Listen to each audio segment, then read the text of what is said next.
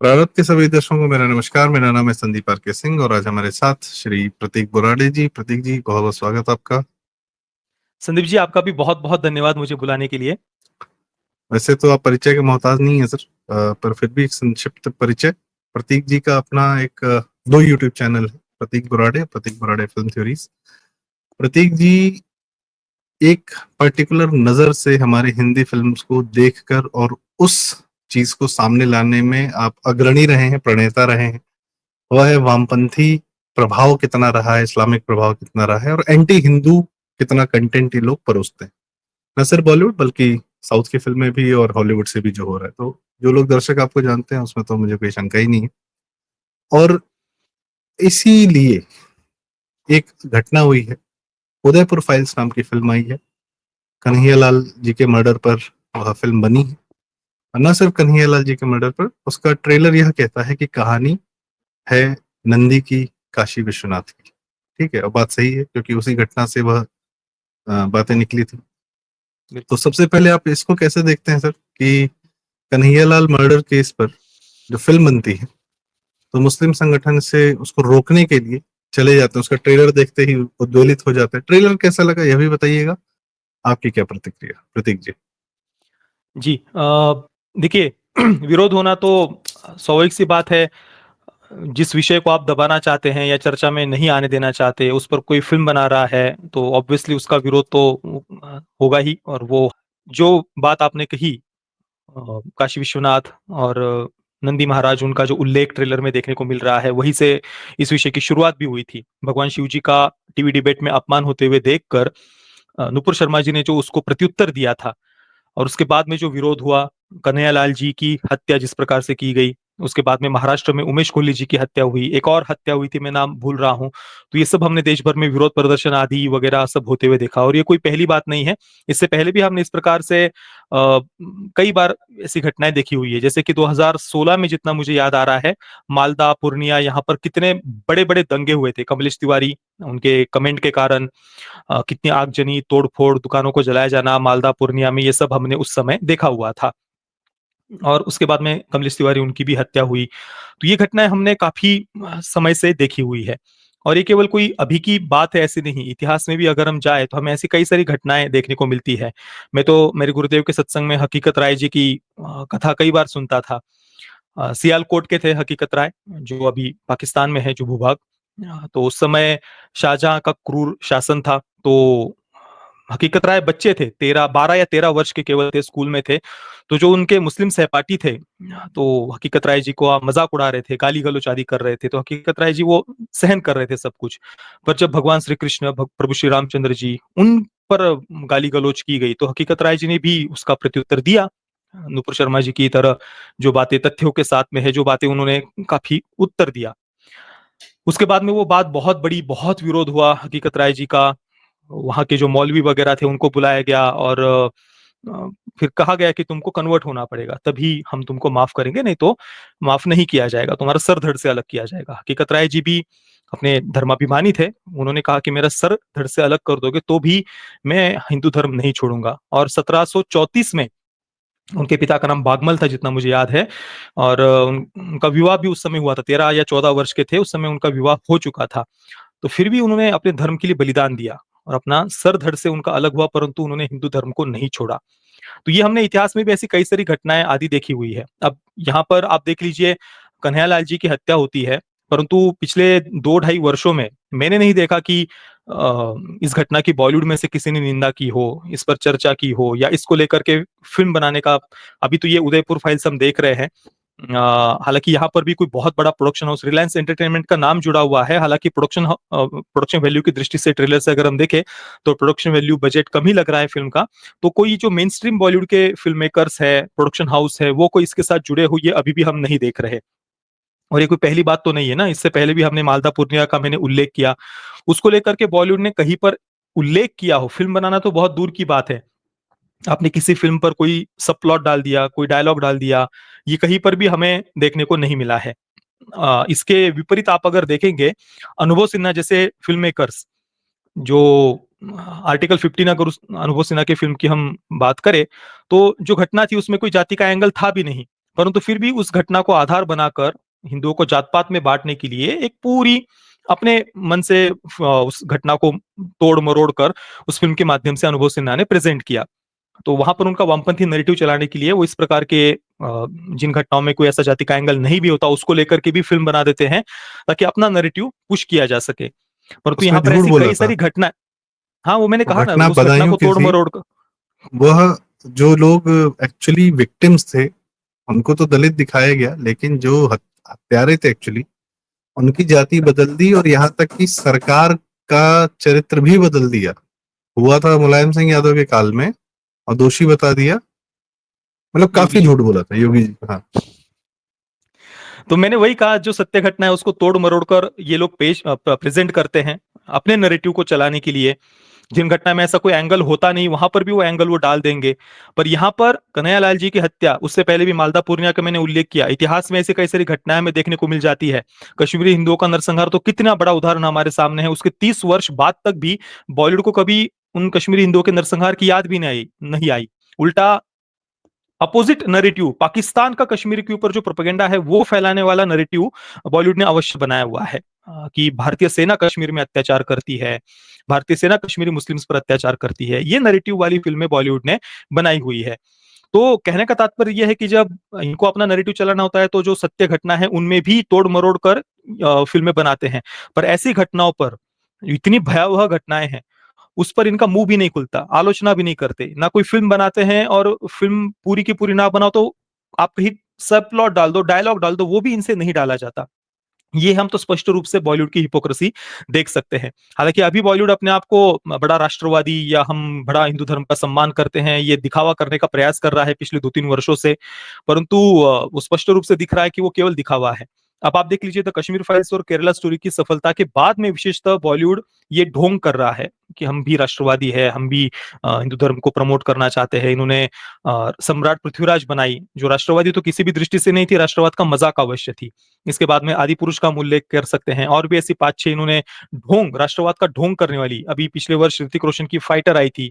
उसमें मुख्य विषय पर फोकस करने की अपेक्षा इनका बैलेंसिंग पर फोकस अधिक था। ऋतिक रोशन की फाइटर में भी अगर आप देखेंगे, तो ये सब कुछ ये लोग अपने आप को एक राष्ट्रवाद का ढोंग करने का ये कुल मिलाकर प्रयास कर रहे हैं। और वो भी केवल द कश्मीर फाइल्स और केरला स्टोरी की सफलता के बाद में ये लोग दिखावा कर रहे हैं। परंतु बदलाव इस इंडस्ट्री में कहीं से भी हुआ है, ये मुझे कम से कम नहीं दिखाई दे रहा।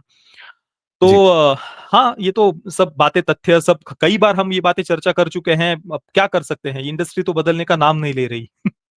जी। और हाँ, जाहिर सी बात है, बड़ी हिम्मत की विजय राज जी ने भी एज एन एक्टर, जिन्होंने इस रोल को चुना, क्योंकि इस प्रकार के रोल करने के बाद जब आप एक मुसलमानों की सच्चाई बताने के लिए जब आप एक अभिनय करते हैं, तो उसके बाद आपका करियर या आप पर कितने लांछन या किस प्रकार के आरोप लगाए जाते हैं, के मैनन आज तक झेल रहे हैं। सिर्फ शौर्य के आखिरी 10 मिनट के उस सीन के लिए, क्योंकि वह विलेन प्ले कर रहे थे। बताइए, ब्रिगेडियर रुद्र प्रताप को एज अ विलेन प्रस्तुत किया गया उस फिल्म में।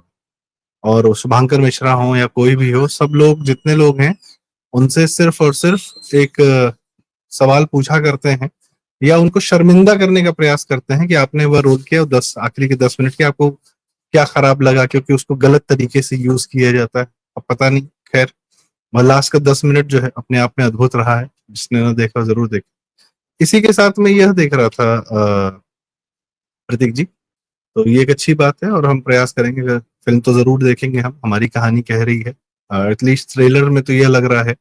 बाकी मैं आपका भी जो दुविधा रहती है कि अक्सर इन फिल्मों का नाम लेकर जो है अंत में परोसा कुछ और जाता है। ट्रेलर तो बड़ा अच्छा लगता है, अजमेर फाइल्स और हर प्रकार कई सारी फिल्में आती हैं, या तो वो क्राफ्ट की दृष्टि से उतनी अच्छी नहीं होती हैं, या संभव वो डाइल्यूट कर दिया जाता है मैटर। देखते हैं, फिल्म देखकर ही पता चलेगा।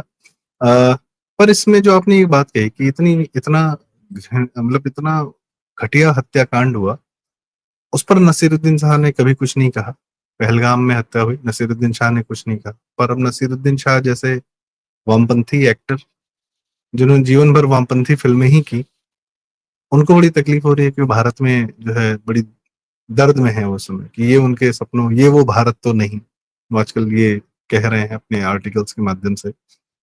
मैं उस आदमी के जिहादीपन पर तो बाद में आऊंगा, पर मैं उनकी फिल्मोग्राफी और उनकी एक्टिंग पर भी आपसे बात करना चाहता हूँ कि क्या इतने अच्छे एक्टर हैं भी वो, जितना उनको महान बना दिया गया है, या अक्सर जो बॉलीवुड की आदत है कि जो वामपंथी एजेंडा परोसता है उसी को महान बनाकर सामने रख दिया जाता है, ऐसा भी देखते हैं आप प्रतीक जी?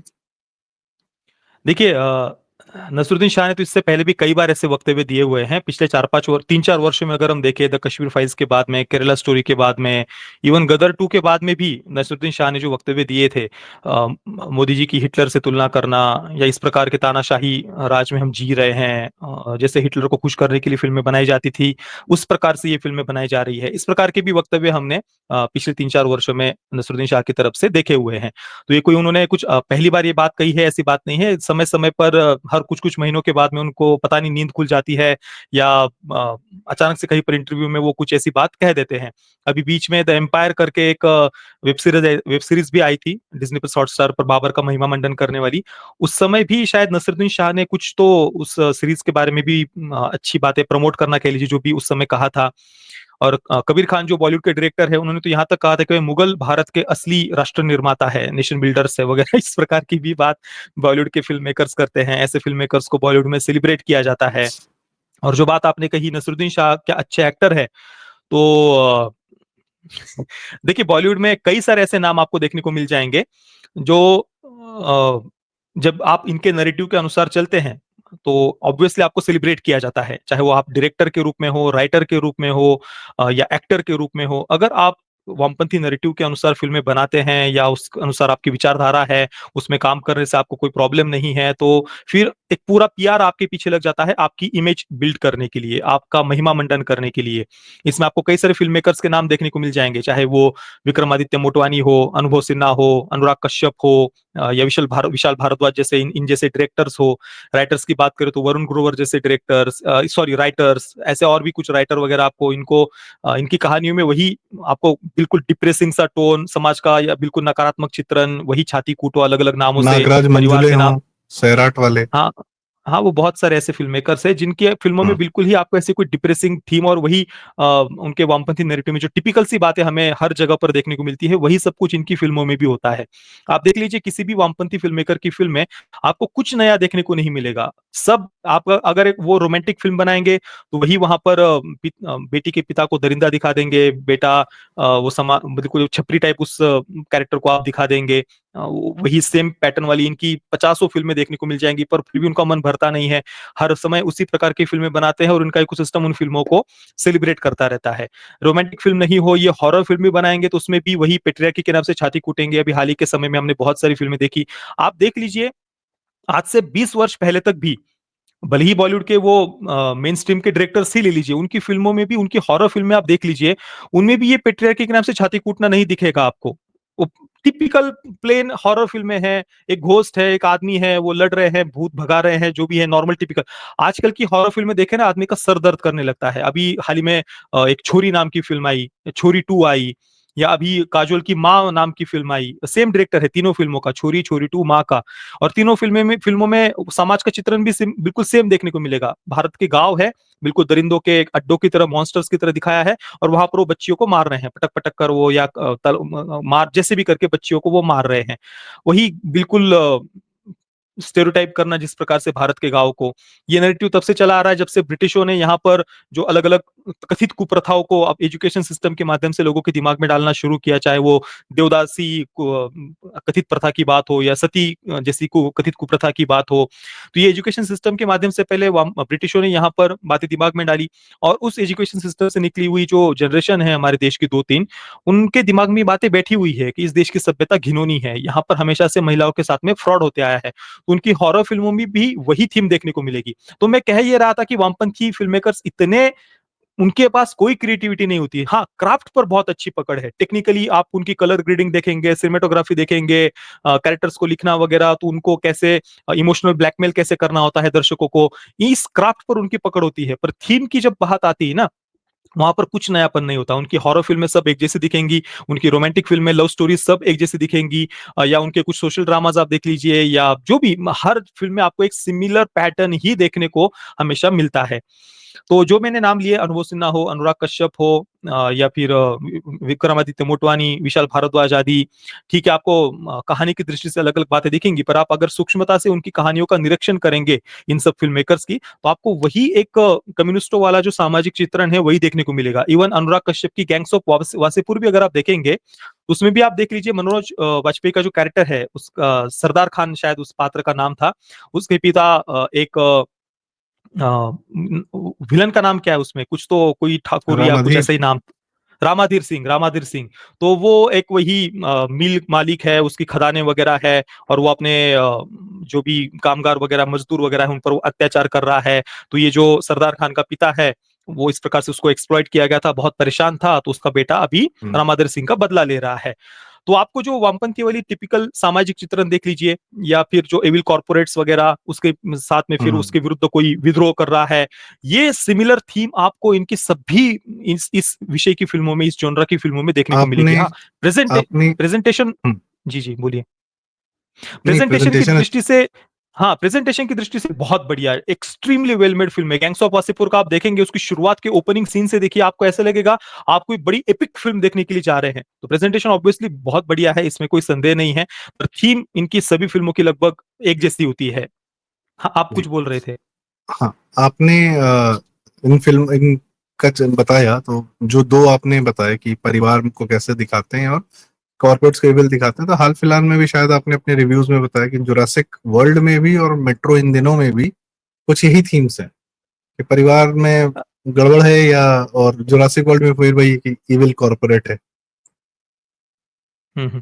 हाँ, देखिए, तो जुरासिक वर्ल्ड वो तो मतलब ठीक है, एक टिपिकल टाइम पास आपको डायनासोर्स देखने हैं जो लोगों को खा रहे हैं, तो ठीक है, वो जाकर के कोई देख हुँ, सकता हुँ, है। ऐसा कुछ ज़्यादा प्रॉब्लमैटिक ज़ोन में वो फ़िल्म नहीं जाती है। हाँ, मेट्रो इन दिनों की बात करें तो वो बहुत, बहुत ज़्यादा डीपली प्रॉब्लमैटिक मैं कहूँगा। लाइफ इन अ मेट्रो में तो चलो एक्स्ट्रा मैरिटल अफेयर्स वगैरह दिखाए थे, फ़िल्म वहाँ तक सीमित थी। ठीक है, चलो वो बात उतने कुछ डेंजरस ज़ोन में फ़िल्म नहीं जाती है। गलत बातें दिखाई है, और मैंने उसको एक्सप्लेन भी किया है हमारे रिव्यू में।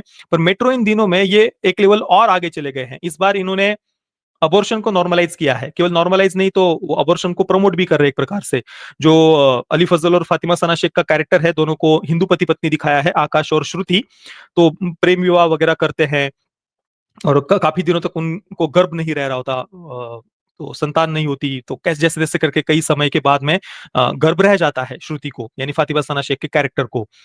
अब इसके बाद में फिर आकाश यानी अली फज़ल का जो कैरेक्टर है, उसके जीवन में प्रॉब्लम्स क्रिएट होने लगते हैं। वो स्ट्रगल कर रहा है, बॉलीवुड में काम नहीं मिल रहा, सिंगर दिखाया है तो अलग-अलग जगह पर वो फ़ोन कर रहा है। बेचारा, मतलब एक कैरेक्टर की दृष्टि से आप देखिए, वो पिता एक पति है, और वो अपने काम में पूरी झोंक दे रहा है कि मैं अपने परिवार के लिए कुछ करूँ, स्ट्रगल कर रहा है वो पति। दूसरी तरफ श्रुति, अ, उसे गर्भ रह गया है इतने दिनों के बाद में, अचानक से वो जहाँ पर काम कर रही है, उसका एक सिंगल फादर कोवर्कर है, उसको सिंगल फादर बताया है। एक पुरुष है जो अपने बेटे को अकेला सँभाल रहा है। उसके प्रति अचानक से वो सेक्सुअली अट्रैक्टेड हो जाती है। अब वो गर्भावस्था में है, ऐसे समय में वो अपने कोवर्कर या जो भी है, उसके साथ वो सिंगल फादर के प्रति सेक्सुअली अट्रैक्टेड हो रही है। दोनों काफ़ी करीब भी आते हैं एक-दूसरे के एक रात्रि को। हालाँकि शारीरिक संबंध वो रहा नहीं बना रही, तुरंत निकल जाती है। इसके बाद में एक तरफ पति जो स्ट्रगल कर रहा है, अपने आप को घिस रहा है, अलग-अलग जगह जा रहा है, लोगों के ताने खा रहा है, गालियाँ खा रहा है, पैसों के लिए परिश्रम कर रहा है एक पति, और पत्नी यहाँ सेक्सुअली अट्रैक्टेड हो रही है, वो हो गया तो उसके बाद में वो अबॉर्शन करना चाहती है। गायनेकोलॉजिस्ट के पास जाती है, वो डॉक्टर कह रही है उससे कि 18 सप्ताह हो चुके हैं, अब इसके बाद में अगर अबॉर्ट करते हैं तो कॉम्प्लिकेटेड हो जाएगा ये सब। फिर भी अगर करना ही है तो 1-2 सप्ताह के भीतर तुरंत बताना होगा तुम्हें। उसके बाद में भी वो करवा रही है अबॉर्शन, जाती है, हाँ कहती है, अबॉर्शन करवा रही है, और दूसरी तरफ पति स्ट्रगल कर रहा है। और फिर भी एंडिंग में वो क्या दिखा रहे हैं, पति ही पत्नी के सामने गिड़गिड़ा रहा है, उससे माफी मांग रहा है। अब क्यों माफी मांग रहे हो भाई, तुम क्यों गिड़गिड़ा रहे हो? जो पत्नी है वो एक्स्ट्रा मैरिटल अफेयर में थी, उसने तुम्हें बताए बगैर वो अबॉर्शन करवा के आ गई है, और ऊपर से आप पति को ही गिड़गिड़ाते हुए दिखा रहे हो, पत्नी को ही विक्टिम दिखा रहे हो।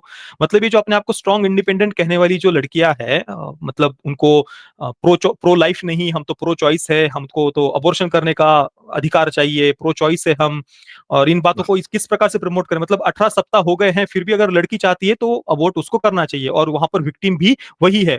पति भले ही उधर घिस रहा हो, वो कितनी भी परिश्रम कर रहा हो, परंतु विलन भी वही है, मतलब नेगेटिव भी वही है, उसको ही एंडिंग में जाकर के माफी भी मांगनी है। ये तो मैंने एक पहलू बताया, फिल्म में ऐसे कई सारे डीपली प्रॉब्लमेटिक सब प्लॉट्स है। एक सब प्लॉट में तो यहाँ पर ये एलजीबीटी को एजेंडा भी प्रमोट कर रहे हैं।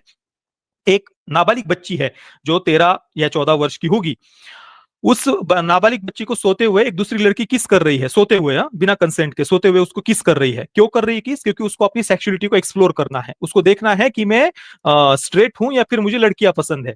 आप इमेजिन करिए कोई लड़का है, यहाँ पर वो लड़की दिखा रहे हैं, लड़की लड़की को किस कर रही है। अब उस लड़की की जगह लड़का इमेजिन करिए कि जो लड़का अपनी सेक्सुअलिटी को एक्सप्लोर करना चाहता है और वो देखना चाहता है कि भाई मैं स्ट्रेट हूं या मुझे लड़के पसंद है। अब वो लड़का जाकर के किसी सोती हुई लड़की को किस करता है, क्या वो रेप में गिना जाएगा या नहीं? क्या वो नाबालिग बच्ची का यौन शोषण होगा या नहीं? सेक्सुअल असॉल्ट होगा या नहीं? इन बातों को ये लोग नॉर्मलाइज कर रहे हैं, इन बातों को ये प्रमोट कर रहे हैं।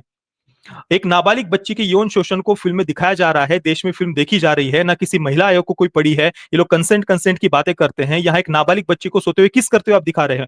आप चलो फिल्म में आप किस करते हुए दिखा रहे हैं, सेक्सुअलिटी को एक्सप्लोर करना है तो रियलिटी आप इमेजिन करके देखिए, ऐसा कुछ सच में करना चाहता है, क्या वो उस लड़की के गुप्तांगों को स्पर्श नहीं करेगा? हो सकता है कि अगली स्टेप भी वो ले ले। रियलिटी में अमेरिका में यही हो रहा है, 40% बच्चे अपने आप को एलजीबीटीक्यू कम्युनिटी से बता रहे हैं, क्योंकि वहां पर मन पर लगाम नहीं लगा ना भाई, हम सबके साथ सो सकते हैं, अपनी सेक्सुअलिटी को एक्सप्लोर कर सकते हैं। लड़की 4 लड़कियों के साथ में सोकर देख रही है, 4 लड़कों के साथ में सोकर देख रही है, फिर मैं तय करूंगी मेरी सेक्सुअलिटी क्या है, मैं स्ट्रेट हूं या फिर मुझे लड़कियां पसंद है। इसी बात को आप प्रमोट कर रहे हैं ना, आप दिखा क्या रहे हैं फिल्म में? तो पर कोई कोई किसी को समस्या नहीं है, एक नाबालिग बच्ची को बिना सोते हुए बिना कंसेंट के किस करते दिखा रहे हो, आप उसको सेलिब्रेट कर रहे हैं इसी फिल्म को। सबसे इंटरेस्टिंग बात आपने ये बताई कि ये जो 2 मुस्लिम है जिहादी, अली फजल तो पूरी तरह जिहादी इंसान है, और उसमें क्या ऐसी कैपेबिलिटी है या क्या कि उसको इंटरनेशनल फिल्में मिल जाती हैं, क्या है? ये लखनऊ के रहने वाले, खैर इतना बढ़िया तो एक्टर भी नहीं है, पर फास्ट एंड फ्यूरियस में भी चला जाता है। और इस फातिमा शाना शेख का तो पता ही है क्या इनके संबंध है। इनको 2 हिंदू के चरित्र दिए गए हैं यह कार्य करने के लिए, यह कहानी कहने के लिए, अबॉर्शन वाली कि अबॉर्शन इज ओके, और ये लोग प्ले इसलिए कर मैंने रहे हैं। स्पेशली इसी बढ़िया है इसलिए भाई, मैंने ये यही स्पेशली दोनों को मेंशन किया, मुसलमान बना देते क्या तकलीफ हो जाती? इसलिए जी, मैंने स्पेशली मेंशन किया कि हिंदू पति पत्नी दिखाया है उन दोनों को, वो अलग से मैंने शब्द यस, उपयोग किया था इसलिए। इंटरेस्टिंग। वही वही, ये बड़ा इंटरेस्टिंग है। ये सही है। मेट्रो इन दिनों भी यही है जो अनुराग बसु, एक्चुअली ये लोग आज की डेट में सब नेटफ्लिक्स अमेजोन के हाथों बिके हुए लोग हैं। और ये अनुराग बसु वही हैं जिन्होंने देश को मर्डर नाम की फिल्म दी और मल्लिका शेरावत भी दी, तो ये अनुराग बसु वही, क्या मुझे कहा जाए पता नहीं था लोग। अनुराग बसु की हम्म, विचारधारा इतनी, मतलब इतने वोक होंगे, क्योंकि मुझे अनुराग बसु की बर्फी भी पसंद आई थी। मतलब ठीक है यार, एक अच्छी फिल्म थी बर्फी। मुझे जग्गा जासूस भी स्वीट। ठीक लगी थी, क्योंकि उसमें हम्म, मुझे जितना याद है कुछ नक्सलियों को थोड़ा सा नेगेटिव भी दिखाया था, जितना मुझे याद आ रहा है जग्गा जासूस में। तो पता नहीं, मुझे इतना लगा नहीं था कि भाई इतने वोक जोन में ये व्यक्ति चला जाएगा। पर अभी ये जो मैंने मेट्रो इन दिनों देखी, भाई मेरा तो दिमाग खराब हो गया। मैं आदमी सीरियसली थिएटर में जाकर के परेशान होता है आदमी। बॉलीवुड वाले यही फिल्में बना रहे हैं आजकल कि थिएटर में आकर ला करके दर्शकों को टॉर्चर करना है। जी। उम्मीद है कन्हैयालाल की जो कहानी हमारे सामने आ रही है, काशी की कहानी आ रही है, नंदी भगवान की कहानी आ रही है, उदयपुर फाइल्स, इसके माध्यम से आपको थोड़ी राहत मिले, कुछ एक ऐसी फिल्म आपको क्राफ्ट वाइज अच्छी देखने को मिले जिसको प्रतीक बराड़े जी पसंद करें। क्योंकि आपकी पसंद में जरूरी बात यह आ जाती है कि वह धर्म, भारत और उसको छूती है वो कहानी, हमारे मतलब की, हमारी हमारी कहानी, कोई कह भी रहा है क्या। उम्मीद है बंगाल फाइल्स भी हो, ट्रेलर तो अद्भुत था, देखते हैं, अगस्त में आने वाली है। और इस प्रकार की फिल्में ज्यादा आए, ये, और ये परिवार को जोड़ने वाली फिल्म है। हम, मुझे तो याद नहीं आता आखिरी बार कोई ऐसी फिल्म कब आई थी जिसने परिवार जोड़ने की बात की। वो सोचना आती पड़ता है भी बॉलीवुड में ऐसी फिल्में, सोच। सोचना पड़ता है, याद नहीं आता। जी। तो प्रतीक जी बहुत बहुत धन्यवाद, आपने हमें समय दिया, कम से कम कम समय में ज्यादा सारी की सारी बातें बताई। नसीर की भी बात हो गई, उदयपुर फाइल्स की भी बात हुई, मेट्रो इन दिनों की बात हुई। तो उम्मीद करेंगे आप हमें कभी समय दें ऐसे ही, और वीकली हमें जो भी फिल्मों में हो रहा है, सीरीज में हो रहा है, क्या हो रहा है, क्या एजेंडा कहाँ परोसा जा रहा है, संक्षेप में भी बताएं तो भी अच्छा रहेगा। प्रतीक जी बहुत बहुत धन्यवाद, आपने हमें समय दिया। दर्शकों, आपको ये चर्चा कैसी लगी? संक्षिप्त फिल्म, मतलब फिल्मों के बारे में संक्षिप्त में जानकारी देने का प्रयास है ये। और अपनी राय हमें कमेंट्स में जरूर बताएं, वीडियो लाइक करें, शेयर करें, आपके माध्यम से बातें दूर जाती हैं जो जरूरी है। और चैनल जरूर सब्सक्राइब करें प्रतीक बोराड़े बोराड़े जी का, और हमारा चैनल प्रारब्ध। बहुत बहुत धन्यवाद, नमस्कार। धन्यवाद।